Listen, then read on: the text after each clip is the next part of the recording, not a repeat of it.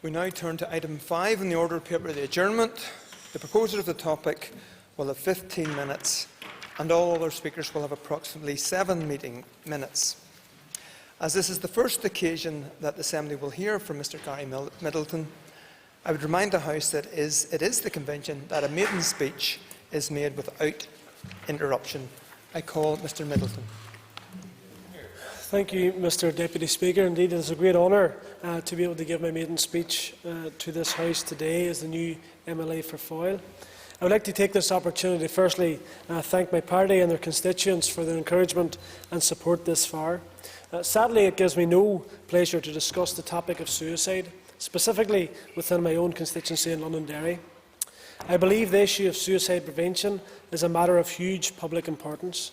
Every one of us in this chamber will have known someone who has taken their own life or attempted to do so. I am, of course, no different. It's something which is very close to my own heart, and indeed my sympathies go out to all of those who have been bereaved through such tragic circumstances.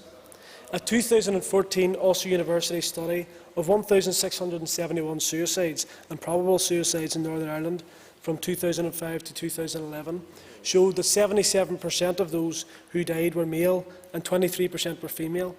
Just half of those who died by suicide were known to have a mental health disorder. Despite high levels of contact, a considerable portion of suicidal people appear to be undiagnosed and untreated for their mental health problems. The 2013 figures show that there were 303 registered deaths by suicide, with provisional figures for 2014 showing that there were 268 suicides.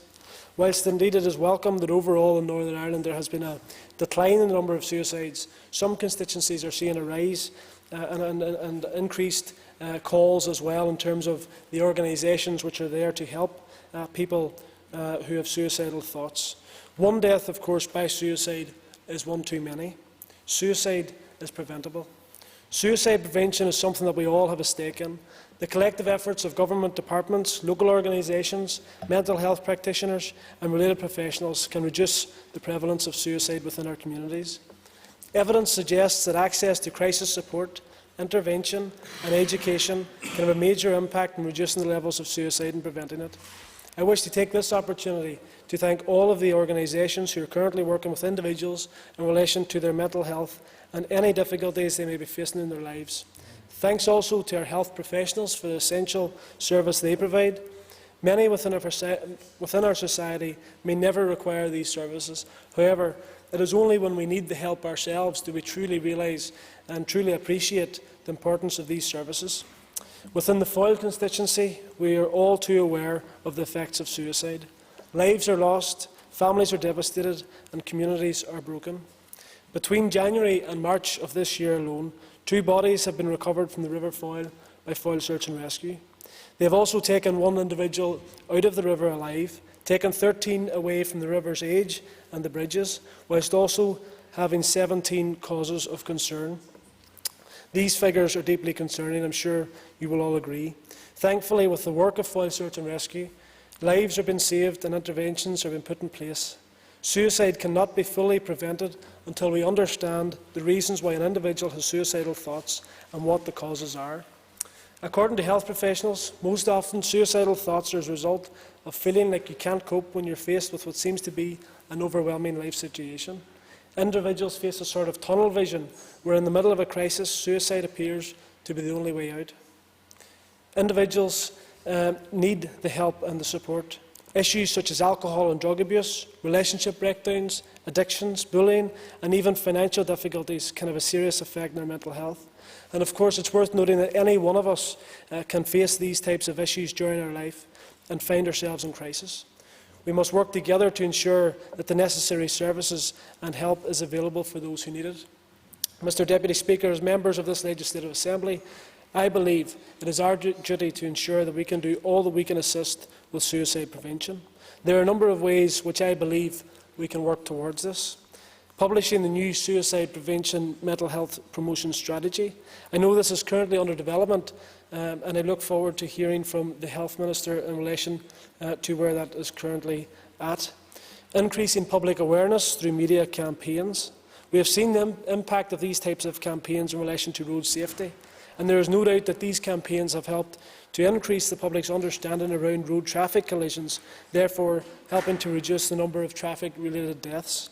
We should further develop these types of campaigns in the area of mental health awareness and suicide prevention.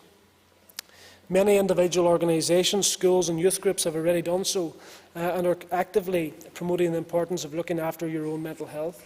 I am aware within my own constituency that the Cathedral Youth Club and the Fountain is shortly releasing a DVD to raise much-needed awareness among the youth sector, teaching our young people that there is always help available, no matter how difficult the situation is. Thirdly, I believe further safety measures are required along our rivers' edges and bridges to support the work of organisations and, of course, to help the individuals. Additional CCTV would be of significant importance, along with additional signage to help those who need assistance and make them aware of the services that are available. When interventions are made on the river's edges, one of the main concerns is what assistance is then available for the individuals affected. Many would say that there are times only two choices, either the A&E department or the police station. In light of this information, I plan to further work with the Health Minister, meet with the Health Minister to discuss the service provision within the Londonderry area for those who find themselves in difficulty, and indeed whether a detox facility would be feasible.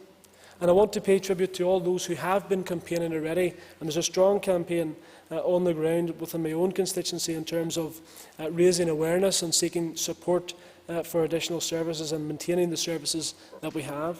So, Mr Speaker, I believe it is now time that we all work together to eradicate suicide. This being Mental Health Week, it is timely that we have this adjournment debate. I hope that we can take stock from this debate and move forward together towards a better future for all. Thank you. I call